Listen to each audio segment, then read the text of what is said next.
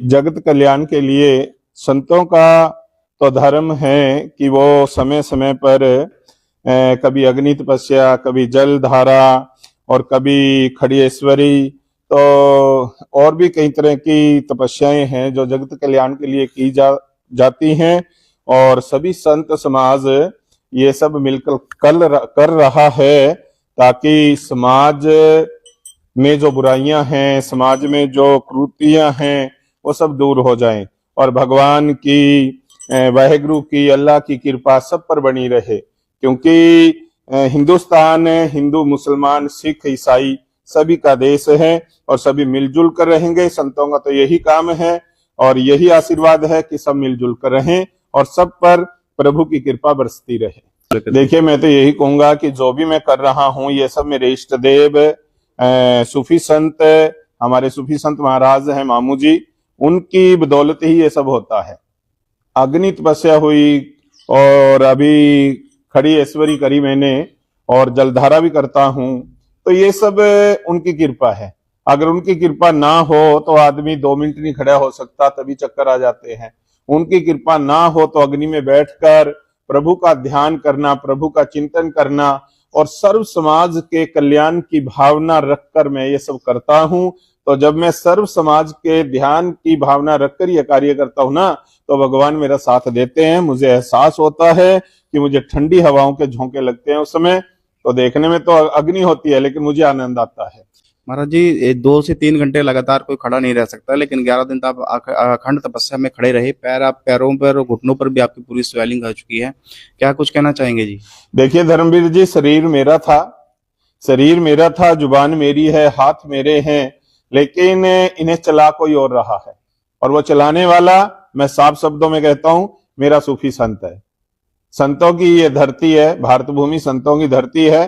कहीं सूफी संतों ने, कहीं हमारे हिंदू समाज के संतों ने और कहीं सिख समाज के संतों ने, संत तो संत ही होते हैं, उन्होंने जगत कल्याण की बात करी है जब भी करी है। और जगत कल्याण की बात करने वाले ही मैं पूर्ण रूप से उन संतों को प्रणाम करता हूं, दंडवत प्रणाम करता हूं। और ऐसे संत हर समाज में होने चाहिए जो भाईचारे का संदेश दे। कब से आप दरबार में आ रहे हैं? मैं 16 साल से जुड़ी हूँ। जब दरबार में आप जुड़े थे, कैसी कंडीशन थी घर पे, क्या मुश्किलें थी, क्या दिक्कतें थी? मेरे घर की कंडीशन बहुत खराब थी, मेरे आदमी भी की तबीयत बहुत खराब थी और घर में कोई भी, मेरे जो भी मैं काम करती थी सब खराब होता था। लेकिन अभी मेरे घर में इतना अच्छा है कि मैं आपको बता नहीं सकती, शब्दों में बयान नहीं कर सकती। जय गुरुदेव, जय हजरत पीर, जय मामू अल्लाह बख्श, जय माता लड्डू की जय। सर, मैं यहाँ से आके बहुत खुश हूँ और मेरे को लगभग 23 साल हो चुके हैं। हाँ जी, और यहाँ से मैं दिन दुगनी रात चौगुनी उन्नति कर रहा हूँ। और लोगों से भी अपील करेंगे दरबार में पहुंचकर अपनी मनोकामनाएं जायज। मैं बोलता हूँ भी यहाँ आओ और अपने मनपसंद गुरु जी के चरणों में आसरा पाओ। देखिए, आज हमारे आदरणीय गुरु जी की जो 11 दिन की हठ योग, जिसको हम कह सकते हैं खड़ी तपस्या, वो संपूर्ण हुई है। गुरु जी बहुत सालों से इस तरीके की तपस्या करते रहते हैं, चाहे वो खड़ी तपस्या हो और चाहे वो अग्नि तपस्या हो। इस तरीके की बहुत सारी तपस्याएं हमारे गुरु जी करते रहते हैं। इनकी रीस में बहुत सारे लोगों ने भी इसी तरीके की तपस्या करने की कोशिश की, लेकिन जो गुरु जी का भावना है अपने इष्ट देव के प्रति, वो हर किसी में नहीं है। तो रीस नहीं कर पाए लोग, लेकिन गुरु जी आज भी अपने उसी सेवा पे अटल हैं।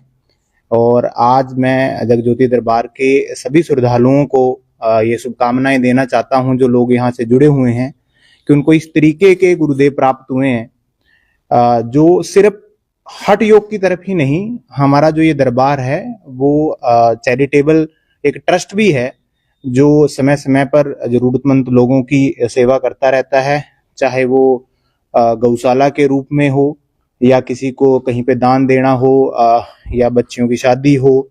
तो इस तरीके से भी गुरुजी बहुत सारे जो चैरिटेबल के काम है वो करते रहते हैं। तो मैं एक बार पुनः गुरुजी को और उनके सभी श्रद्धालुओं को शुभकामनाएं देना चाहूंगा।